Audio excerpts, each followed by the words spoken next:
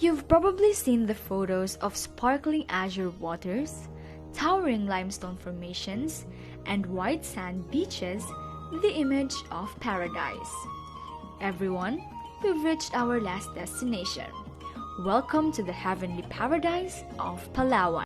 The local history of Palawan.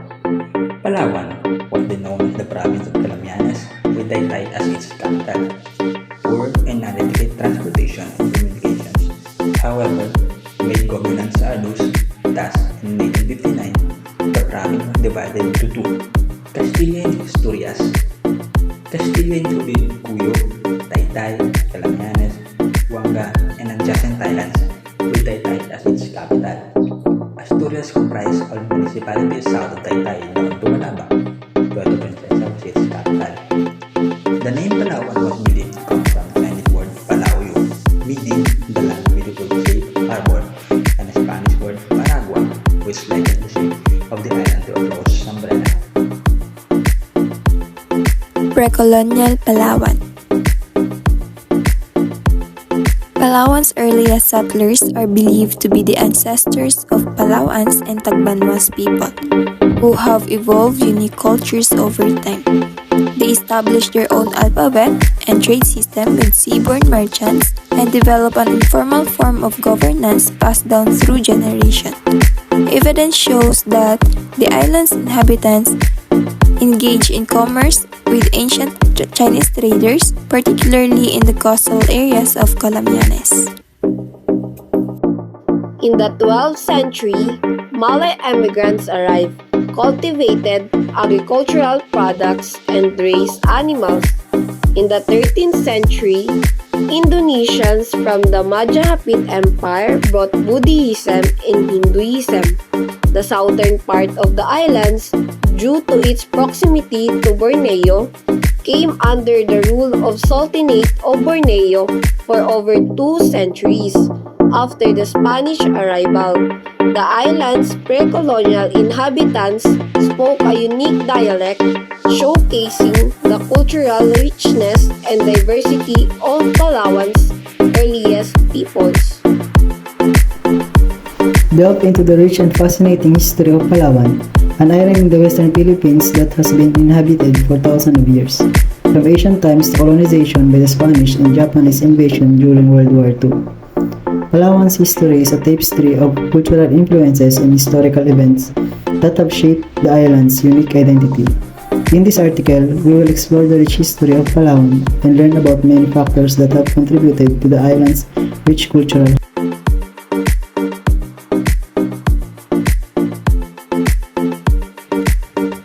The northern Calamian Islands were the first to come under the sphere of Spanish influence and declare a province separate from the Palawan mainland. In the early 17th century, Spanish friars tried to establish mission in Cuyo, Agutaya, Taytay, and Cagayancillo, but met stiff resistance from Moro communities. Towards the 18th century, Spain began to build churches enclosed by garrison for protection against Moro raids in the town of Cuyo, Taytay, Linapakan, and Balabac.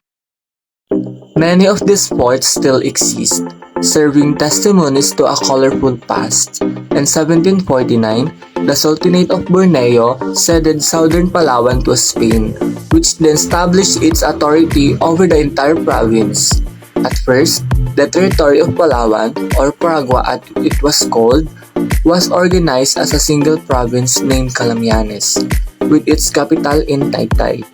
Later, it was divided into 3 provinces, Castilla covering the northern section of the province with Taytay as capital, Asturias in the southern mainland with Puerto Princesa as capital, and Balabac Island with its capital in the town of Principe Alfonso. Palawan in Commonwealth period. Before, Spanish was colonized the Palawan and renamed Palawan to Paragua and the city also. After the Philippine-American War of 1902, America established civil rule in northern Palawan. They renamed the province Paragua in 1903. The province was reorganized to include the southern part of the province and it was renamed Palawan with the Puerto Princesa as the capital. At the time, The major role was to bring people closer to the government. The Americans also built schools and promoted agriculture in the province. Palawan, o mas kilala bilang the last frontier island of the Philippines. Para sa video na ito, sasaliksikin natin kung ano nga ba ang kasaysayan ng Palawan noong panahon ng pamumuno ng mga Amerikano sa Pilipinas. First, let's do a quick history recap. The Treaty of Paris was signed by representatives of Spain and the United States in Paris on December 10, 1898. The treaty meant that Spain relinquished all its claim over the Philippines and multiple other territories to the United States of America. So the Spanish rule in the Philippines has now ended and the Americans are taking over. So what was this historical moment like for us Palaweños? Well, let's find out. The Philippines, however, wasn't really fond of the Americans taking over. According to Filipino nationalists, the Philippines were struggling to gain independence from the start, and the Americans owning us doesn't really help. Or so we thought. Fighting broke out in Manila between the Filipino and American forces on February 4, 1899, and this escalated into declaration of war. It lasted for 4 years. The war officially ended on July 2, 1902, with a victory for the Americans. With that in mind, let's start our journey through a small segment of the history of our home. Unlike the Spanish, the Americans entered the country with the ways of democracy and its unfamiliar virtues. The Pearl of the Orient Seas thus became the first Asian nation to be educated in the American way. Before, the government was militaristic, with the powers focused on soldiers and priests. America introduced a representative government recognizing division of powers between the executive, judicial, and legislative bodies. This was the start of the democratic and independent country that now we have. The first American military government was established in Palawan, formerly Paragua, by the appointment of Major John Brown as Lieutenant Governor in 1901. A year later, he was succeeded by Governor William Phillips. In 1905, the name of the province was changed from Paragua to Palawan, while the capital was transferred from Puyo to Puerto Princesa as a military garrison. Puerto Princesa was an isolated and lonely station, surrounded by a country almost all of which was wild jungle. Well, speaking of jungles, malaria was also prevalent. However, medical supplies were distributed and health centers were built to fight it. The American colonial administration built ports, improved commercial shipping, and laid down road networks. These efforts included the construction of a 190-kilometer horse trail between Puerto Princesa and Bono Bono and other infrastructure projects. Other projects by the Americans included the Iwahig Penal Colony and the Leper Colony in Colyon. The penal colony brought soon-to-be-released prisoners a chance in life after their imprisonment. Though, in the making of the penal colony resulted in sickness, deaths, and numerous escape attempts, and even displacing the Tagbanwa people, the results were great, with reports of improvement of living conditions and fulfillment of goals.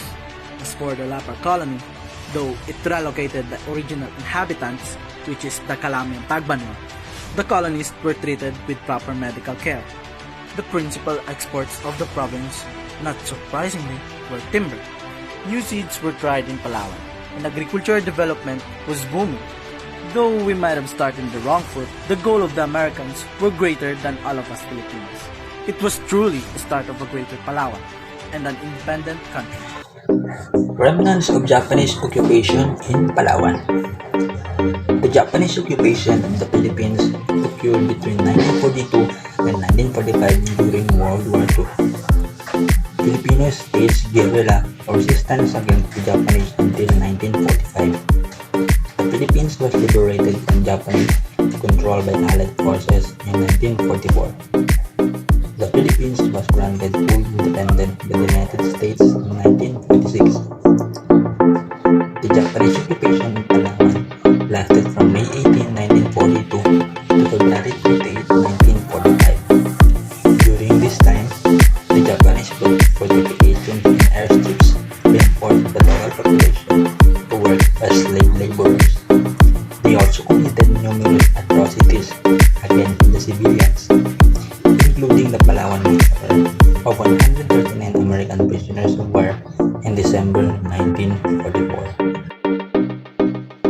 Japanese bunkers and fortifications played a significant role during World War II, especially in the Pacific Theater. They were built to withstand attacks from land, sea, and air. These fortifications included underground bunkers, often made of reinforced concrete. This provided protection against bombings and artillery strikes. Some bunkers were interconnected by tunnels for quick movement and evacuation. Coastal defense installations. These included gun emplacements, pillboxes, and observation posts strategically located along the coastlines of Japanese-held islands to repel amphibious assaults. Inland fortifications.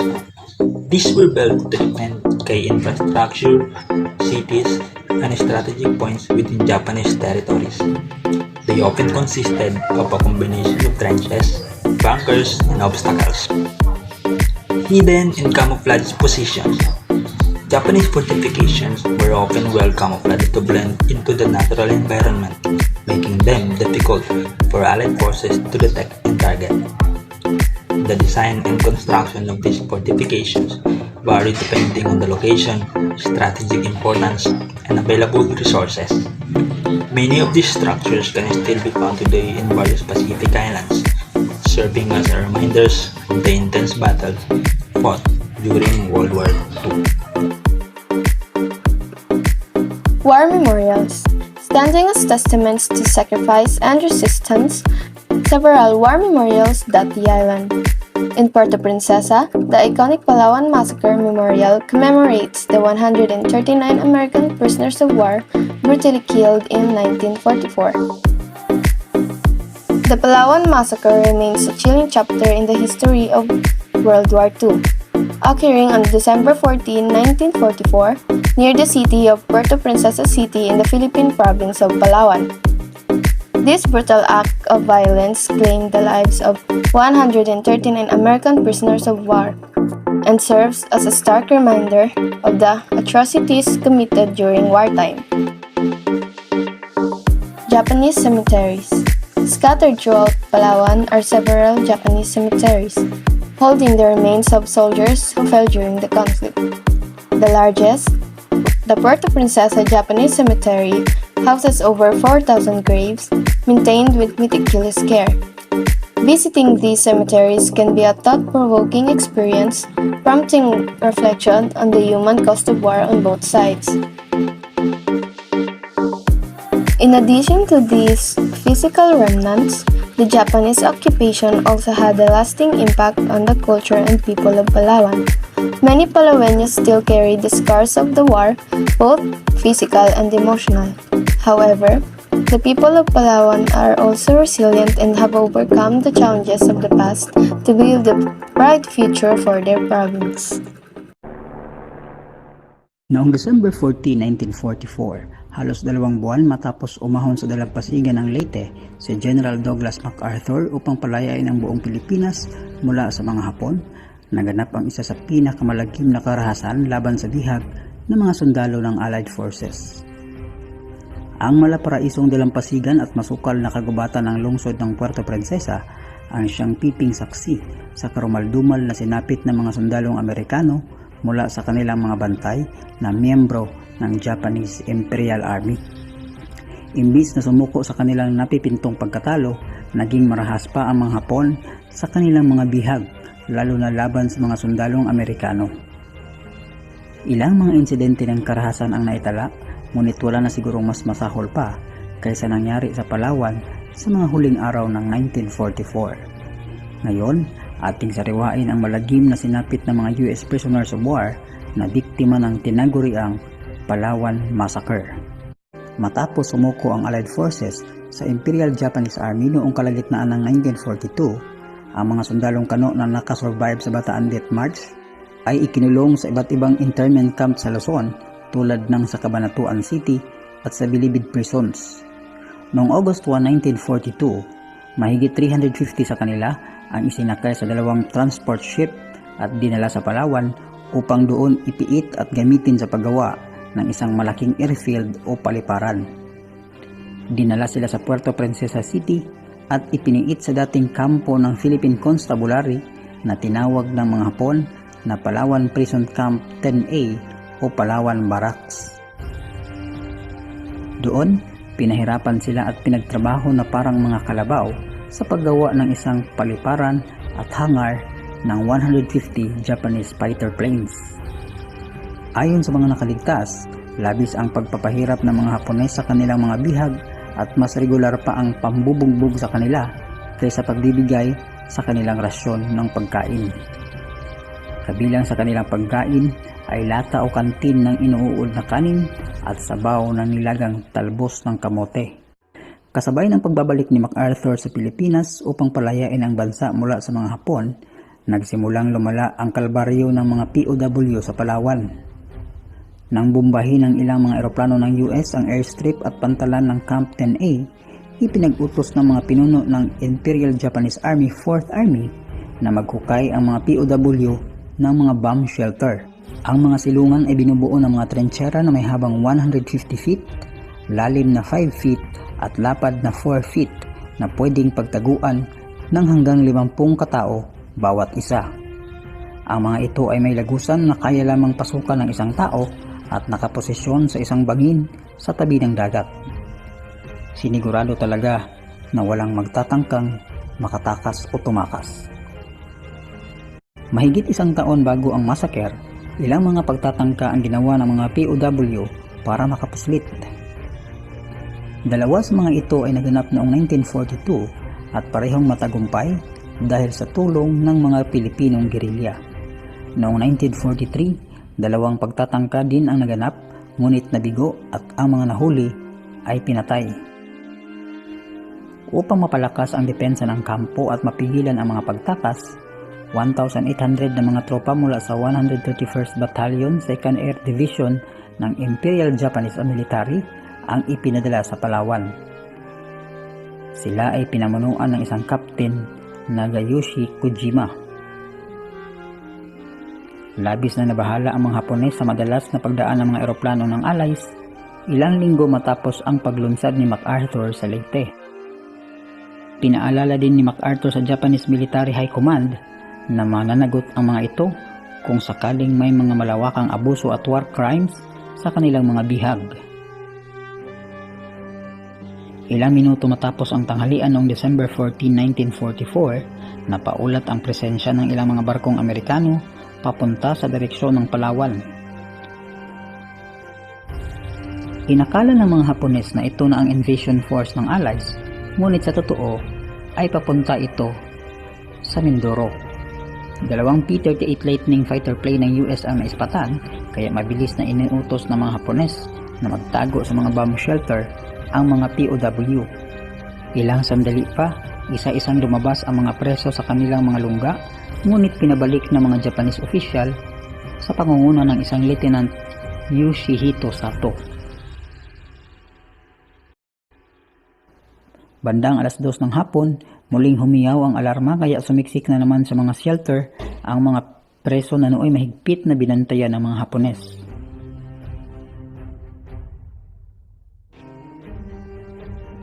Nang hinudyat na ang all clear, tinataya ang 60 na mga sundalong Hapones ang lumabas sa kanilang mga barracks sa pangunguna ni Sato. Tinungo nila ang mga bomb shelter at bigla na lamang binuhusan ng mga drum ng gasolina saka sinilaban gamit ang mga nagliliyab na mga sulo at hinagisan pa ng granada. Ayon sa mga survivor, ang mga hiyaw ng mga natrap na mga preso ay nilunod ng hiyaw at halakhak ng mga Hapones, lalo na ni Sato. Habang nagpumilit lumabas ang mga nagliliyab pang mga preso, tinadtad sila ng machine gun fire, sinaksak ng bayoneta at pinagpapalo ng mga baril ng mga Hapones. Marami sa mga preso ay hindi nakalabas sa mga trenchera, ngunit may iilan na nakalapit sa kanilang mga mabangis na mga bantay, nakipagbuno at nakapatay pa ng ilang mga Hapones. Kahit mga opisyal ng mga POW, di pinakinggan at nilapastangan din bago pinatay. Sa kabuuang bilang, di lalagpas sa 40 ang nakalusot sa compound sa kabila ng malaimpyernong pagpapahirap.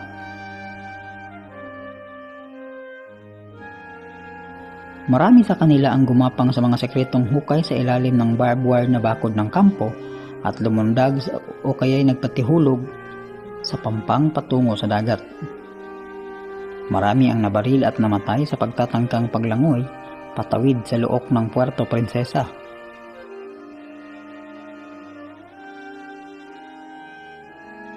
Ang iba ay nagtago sa mga crack sa pagitan ng malalaking bato sa gilid ng bangin, habang sa ibabaw ay parang agilang naghahanap ng makakain ang mga Hapones. Sa 150 na POW, 139 ang kumpirmadong namatay. 11 naman sa kanila ang nakaligtas at lahat sa kanila ay sugatan. Ilan sa mga biktima ay inilibing ng buhay at ang iba naman ay nagmakaawa sa kanilang mga captors na barilin na lamang sila kaagad imbis na sunugin pa. Di sila pinakinggan ng kanilang mga bantay at pinahirapan pa muna bago pinatay. Ilan sa mga survivor tulad ni Glenn McDowell ay nagtago sa basurahan ng kampo at nanatili doon ng ilang oras hanggang sa tuluyang nakapuslit. Naging instrumento sa tuluyang pagtakas ng mga POW ang tulong ng mga gerilyang Pilipino at ng mga residente ng Palawan. Ginamot ng mga katutubo ang mga sugatan at sa tulong ng mga gerilya, kinuha ng PBY Catalina mula sa bayan ng Brooks Point at dinala sa Morotai, Indonesia upang doon kuhanan ng kanilang pahayag.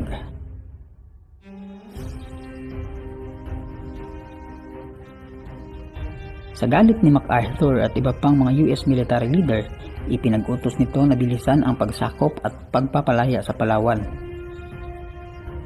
Upang di na maulit pa ang nangyari sa mga POW sa Camp 10A, iniutos din ang malawakang mga operasyon sa pagbawi sa mga bihag sa Cabanatuan City noong January 30, 1945, kung saan 530 na mga POW ang na-rescue. Sinundan ito ng operasyon ng pagpapalaya sa mga internees sa University of Santo Tomas at sa dating Bilibid Prison mula February 3 hanggang February 4, 1945 sa kasagsagan ng labanan para palayain ang Maynila. Mahigit 4,000 na mga POW ang napalaya rito. Pinakahuling pinakamalaking pagpapalaya ng mga bihag ay naganap sa Los Baños noong February 23, 1945 kung saan 2,147 Allied POWs ang nailigtas. Sa tinatayang 1,800 na mga sundalong Hapones na nagbantay sa Camp 10A at sinasabing responsable sa massacre, di lalampas sa 100 ang natira matapos ang matinding labanan ng lusubin ng US 8th Army, ang isla ng Palawan bilang bahagi ng Operation Victor 3. Nang matapos ang digmaan noong September 2, 1945, 16 na mga sundalong Hapones ang dinakip at isinakdal ng Tokyo War Crimes Tribunal upang papanagutin sa Palawan Massacre. Ngunit nanlumo ang mga pamilya ng mga biktima dahil karamihan sa mga kinasuhan ay walang direktang partisipasyon sa karahasan at nasangkot lamang dahil sa tinatawag na command responsibility.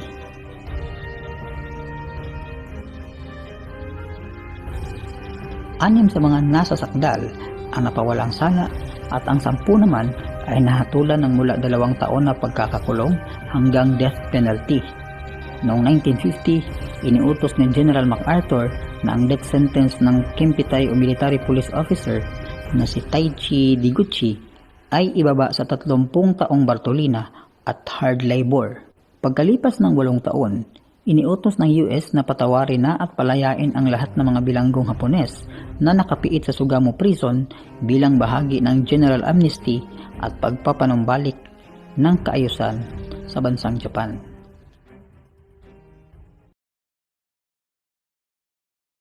Information number 1081, placing the entire Philippines under martial law. Martial law was declared in the Philippines on September 21, 1972 by President Ferdinand Marcos. The proclamation of martial law granted Marcos and the military an extraordinary powers, allowing them to exercise control over a various aspects of governance, curtail civil liberties, and suppress political opposition.